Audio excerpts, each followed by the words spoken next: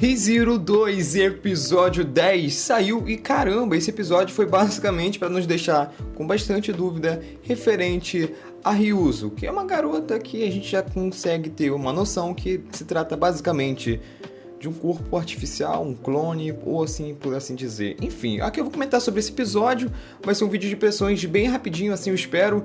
Antes eu vou pedir aqui o seu like, é muito importante, me ajuda pra caramba, pra você que é novo, gosta de ficar ligado nas notícias dos animes, gosta de curiosidades, mangás, recomendações de mangás e muito mais. Se inscreve no canal que você não vai se arrepender. Se você puder, ajude o canal, vire um membro. Além de ajudar, você vai estar ganhando recompensas como vídeos, lives e muito mais. O botão do Seja Membro tá aqui embaixo, clica lá e vira um membro, você vai estar ajudando muito o meu trabalho aqui no YouTube. Bom, esse episódio aí, eu já vou deixando aqui alguns vídeos de recomendações pra vocês, que eu tenho um vídeo aqui onde eu falo sobre o culto da bruxa e também tem um vídeo em que eu falo sobre a bruxa da inveja. Sim, a bruxa da inveja, pra quem não sabe, existe bastante coisa que a gente já tem sobre ela. E caso você tenha um interesse de entender melhor sobre essa bruxa, quem ela é e tudo mais, é o melhor vídeo para você poder ver e entender ela. Eu vou deixar os dois vídeos aqui no comentário fixado, dá uma olhadinha lá, quem sabe você goste bastante. Agora nesse episódio aí a gente viu que basicamente o que estava acontecendo quando o Garfield acabou lá salvando o Subaru é que ele estava sendo perseguido por essa bruxa da inveja. E então todos tinham sido engolidos, inclusive a Emília. Então todo mundo estava basicamente, entre aspas, morto, até porque não estava de fato morto. Pelo que deu a entender quando o Subaru foi pego em um dos momentos do episódio, foi que basicamente você fica em um sono profundo, onde você acaba vendo memórias de outras pessoas. Pelo menos é o que dá a entender quando o Subaru é engolido pela bruxa. Então quando ele é engolido, a gente vê que tem ali várias memórias e ele acaba ficando meio confuso. Até em um estado momento ele acaba ficando ali meio que em choque, até porque, mano, você tá vendo várias memórias, coisas rapidamente acontecendo. E ele acaba percebendo ali que a Equidna tinha percebido que aquilo ali iria acontecer. Então logo aparece ali um instrumento como se fosse de fato uma espada. O que dá a entender, pelo menos, era que uma espada, um bagulho de ponte agudo, o que serviu para ele se matar. Até porque, por que ele fez isso? Ele foi pego, então não havia uma escapatória. Pelo menos era o que ele deduziu ali. Então a única coisa que ele pensou foi em se matar. Então quando ele acaba enfiando a faca nele mesmo, ele acaba vendo ali que a bruxa da inveja acaba vindo até ele e vendo ali, ao ver que ele estava ali, tinha se matado, ela começa a chorar. E quando a imagem dá aquele foco ideal, realmente ali dá pra ver quem é ela. E é uma garota que de fato essa bruxa se parece bastante com a Emília. Pra você que tá naquela dúvida, sim, aí que eu te falo, vai ver aquele vídeo que eu te falei sobre a bruxa da inveja. Lá eu conto tudinho sobre isso, inclusive sobre essa garota, a bruxa, que é igual a Emília. Então você vai conseguir entender melhor. Eu não vou poder falar aqui porque senão vai ser um spoiler. Então, bom, é isso. Então quando ele tá ali morrendo, ela acaba dizendo sempre que ama ele e ele acaba fazendo uma promessa pra ela que iria salvar ela. Então ela continua chorando e caramba, aquilo ali foi de deixar realmente muito triste, velho. De alguma forma fez a gente ter um interesse, ter uma compaixão com ela. Então, eu acho que pra quem não entende, não sabe da história dela, talvez você não tenha essa compaixão.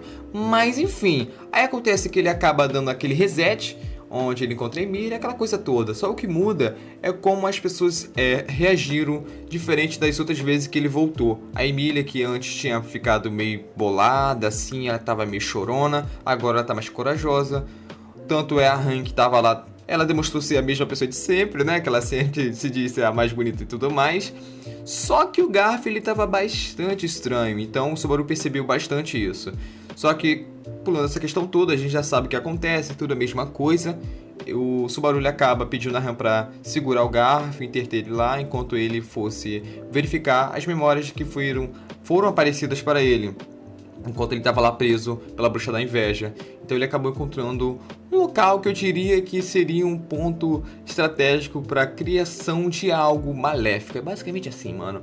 O que acontece é que ele acaba encontrando o corpo da Ryuzo, acho que eu tô falando certo. Mas enfim, que no caso estava ali dentro de uma cápsula. Então ele já começou a criar expectativas ali, coisas que ele estava pensando, quando aí acaba percebendo que chega Ryuzo e acaba percebendo ele ali, acaba conversando com ele, aquela conversa toda, a gente já criando bastante dúvida do que era aquilo, era clones no estilo Naruto. Realmente tava muito louco, mano, até que eles acabam indo pra uma conversa onde tudo é revelado. Pelo menos acho que é a única parte desse episódio que deixa a gente com bastante dúvida. Algumas coisas foram bastante explicadas também. Pra começar, é que a Ekidona criou a Ryuzo com a intenção de tornar a Ekidona imortal. Basicamente a Ekidona queria transferir a mente dela, a alma dela para Ryuzo, para que a Ekidona continuasse viva. Só que aí quando a gente acabou percebendo que isso não deu certo, já que a Ekidona morreu e ela não conseguiu passar a sua alma para o corpo da Ryuzo. Então ela tá lá até hoje, só que os clones estão sendo criados artificialmente. O que não explica é o que tá fazendo eles, quem tá fazendo eles, ou se isso é meio que no modo automático. Então realmente gera algumas dúvidas quanto a isso, mas o que dá a entender é que esses clones são comandados por alguém que, podemos dizer assim, para explicar, para gente entender de uma forma simplificada, é quem tem a autorização da Ekidona. No caso, o Subaru ele foi explicado lá que ele recebeu aquele negócio, né, aquele bagulho nojento que da Ekidona. Então, ao que dá a entender é que o Subaru é o cara que comanda, ele é o apóstolo, então ele comanda, no caso, esses clones. Então agora ele é o general da brigada. E acaba tendo um momento lá onde o Subaru acaba decidindo partir e ir embora. Então ele acaba encontrando o Garfio, só que ele até chegou a deixar uma carta. E quando ele encontra o Garfio, ele já tem algumas coisas que não acontecia antes. Que agora o Subaru ele já sabe muito bem do que se trata, do que o Garfio é, do que ele tem, que é o poder dele e tudo mais, porque ele já tinha visto tudo aquilo, então ele já estava ciente, ele não tinha mais medo dele. E o Garfio percebeu isso, que ele estava diferente, então o Garfio acabou chegando a ficar para trás, com aquele medinho do que se trata, dando uma confiança maior, basicamente porque o Subaru ele acabou mostrando uma sabedoria, uma autoestima assim, maior quando o assunto era estar com o Garfio. Então por isso ele acabou dando uma confiança maior pro Subaru, que estava ali testando ele percebeu isso. Então ele acabou dando a passagem e chega o momento final, onde o Subaru encontra todo mundo lá, a Petra e também a outra empregada, onde ele deu lá um pedido para que eles fossem para a cidade, porque aí já sabe o que vai acontecer, é basicamente para eles não serem mortos, é basicamente isso. Então chegou o grande momento onde ele encontra a Beatriz. E bom, a Beatriz, depois de todos esses acontecimentos, eu tenho as minhas teorias, onde uma delas pode só ser a mais provável, que eu acho, é que a Beatriz seja filha da Ekidona. Mano, isso realmente é real, pode acontecer, ou talvez ela também seja um clone, mas a mais provável é que ela seja a filha da Ekidona. Mas é basicamente isso, mano. É as minhas impressões que eu tive desse episódio. Eu não tô aqui pra falar de teoria, até porque é um episódio que acho que é um dos episódios mais fáceis para a gente entender. Então não existe muita dificuldade para você que tá me assistindo entender isso. Então foi um episódio bem legal, fácil de ser interpretado. Algumas palavras difíceis ali e aqui, mas nada que, seja tão difícil para nós entender isso. Pelo menos eu, que eu sou meio lerdo também. Então, enfim, é basicamente isso as minhas impressões. O que vocês acharam? Comenta aqui nos comentários, vai ser muito legal trocar uma ideia com você.